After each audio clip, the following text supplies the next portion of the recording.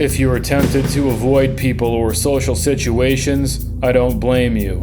People have become abnormally reclusive in recent years, and we need to talk about it. No matter what you have going on, don't feel alone.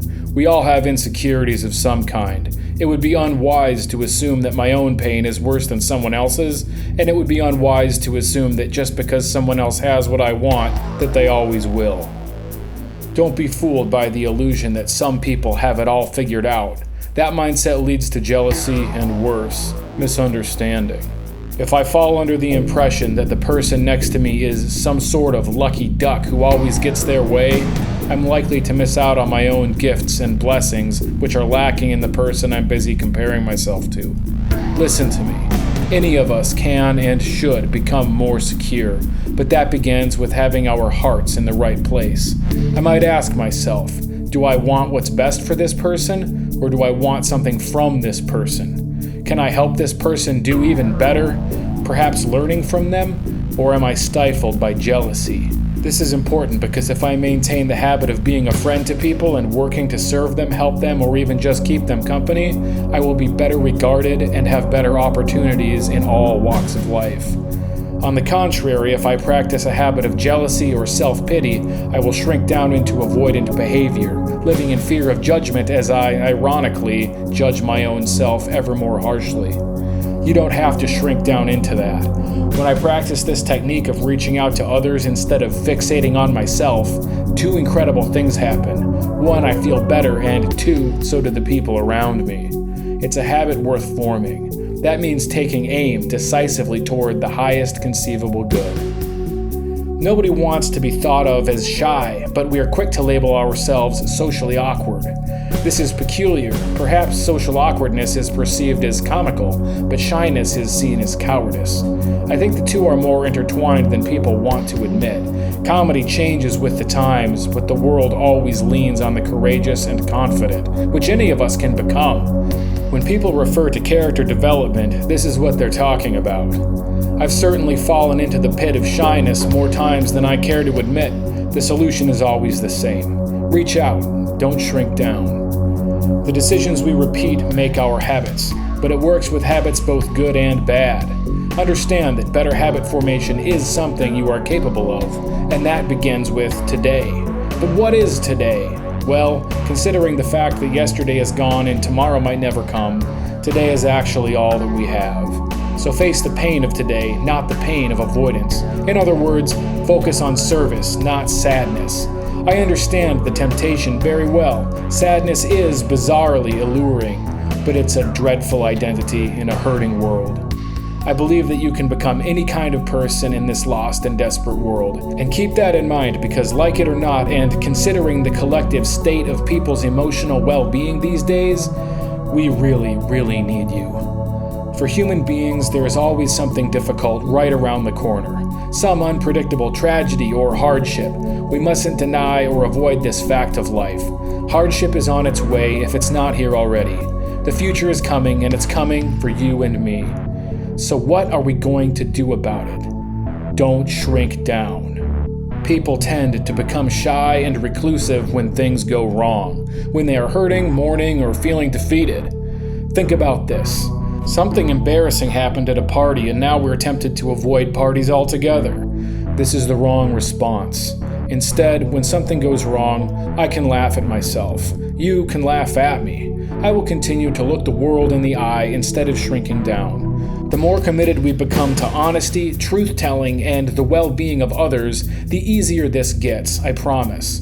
It's been my experience that truth cures cowardice. Telling the truth in a group setting is a demonstration of competence and leadership, and often sets us up to laugh at ourselves, which remedies insecurity. Also, people don't like to talk about it, but overcoming embarrassing habits is a powerful remedy for social awkwardness. I am committed to not shrinking down. What are the things I'm saying about myself? Do I believe the things I say about myself? Do I believe the excuses I'm making? Think about it. If I'm committed to speaking the truth, I'm going to be much more careful what I say about myself. Considering this, we begin to see the power of our words. Then we can use this power to heal ourselves and others. I'm not going to shrink down, obsessing and fixating on all of my problems. That would be self-centeredness masquerading as insecurity. The world has a lot bigger problems than me and my anxieties and sadnesses. Despite what the sitcoms tell us, avoiding people isn't a habit to be proud of. It actually reinforces cowardice. We can establish whatever habits we want. Why on earth would I want to practice avoidance? I'm not going to avoid social situations. Instead, I will reach out and form connections with people in a genuine fashion. And if I can't manage to get a conversation going, then I'm comfortable keeping to myself. It just takes a bit of practice, but I will practice with the right intention, remembering to ask myself, do I want something from these people, or do I aim to serve? I may examine my motives and my aim. Maybe there's someone here who's more uncomfortable than me, and even if there isn't, maybe there's someone more comfortable than me who could benefit from an honest conversation. I can give them that. I'm not afraid. I'm not going to shrink down. They'll tell you to look out for number one, but I prefer looking for doable good. It's well documented that self-fixation produces stress, anxiety, and misery. The remedy for my pain is to get out of myself, to confront the unknown, and to serve others, rather than indulge self-pity over my own unfulfilled desires. I don't care what people think about me the way I used to. Instead, I care about what I do. Instead, I care about my aim, and I challenge you to examine your own aim, as well as what results are produced by your efforts. The point of aim is the point of focus, is the point of worship. Considering that paid attention amounts to praise, examine the collective depression of our society, in which people spend so much time focusing on money, entertainment, and themselves in general.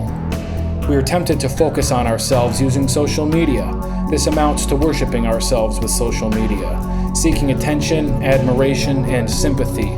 Some of us take sides on volatile political issues in order to craft a heroic image of ourselves. Perhaps it's easier to play that game than to face the problems within ourselves, problems which we may actually be able to do something about. But that requires honesty and courage, two things in high demand these days. So what game am I playing here? Am I in denial? What do I desire, and what have I put on a pedestal? Am I dwelling on my insufficiencies? Am I shrinking down into self-pity? Am I seeking attention or sympathy? Do I need an ambulance, or am I driving one? Of course there will be times when I need help, but I'd rather be the paramedic than the patient. And again, we need you, and we need you at your best.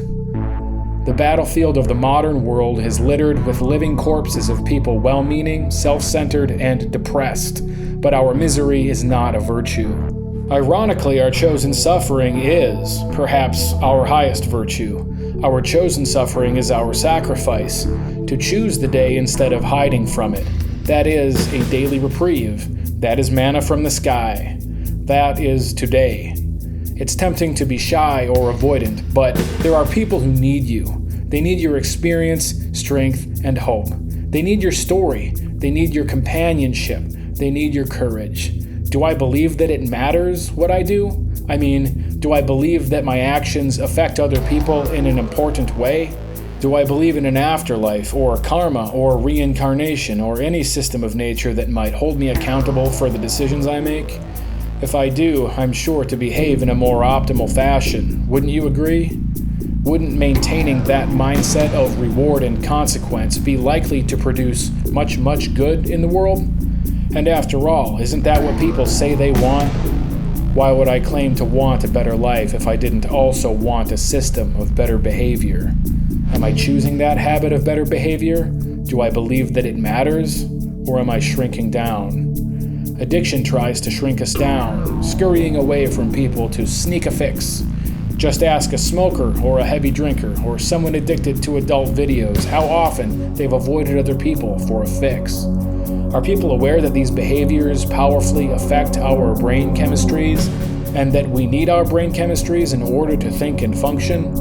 Perhaps it's easier to shrink down, but it's also not, especially in the long run. Don't shrink down. We need you. If you need a friend, be a friend. It's necessary to become courageous and outgoing to some extent. If something goes wrong, pick yourself up, remembering your point of aim. I'm going to be very careful what I say about myself, because whether consciously or unconsciously, I'm likely to live out the claims I make about myself. I will be careful not to stubbornly conclude and reiterate falsehoods of any kind. If we feel that we are cut off from other people, it's likely because of misconduct. Things like addiction and embarrassing habits cut us off from other people. They make us feel distant and embarrassed, and thus we become tempted to avoid people. That might be hard to hear, but it's worth thinking about. Things that are hard to hear are oftentimes key, remember. The missing piece, the unturned stone, the solution to our problems. We can understand and overcome our misconduct, bad habits, and our nagging temptations, even if it seems impossible. We may humble ourselves and ask for help from a higher power, and that's what it all comes down to. The lasting humility brought on by continual spiritual surrender will open the arrogant mind, making us receptive to substantial ideas and solutions. Growing in this way will make us formidable and essential contributors to our suffering societies. If you think you want people to like you, just wait until you understand how much they need you. Don't shrink down. Get out there again today.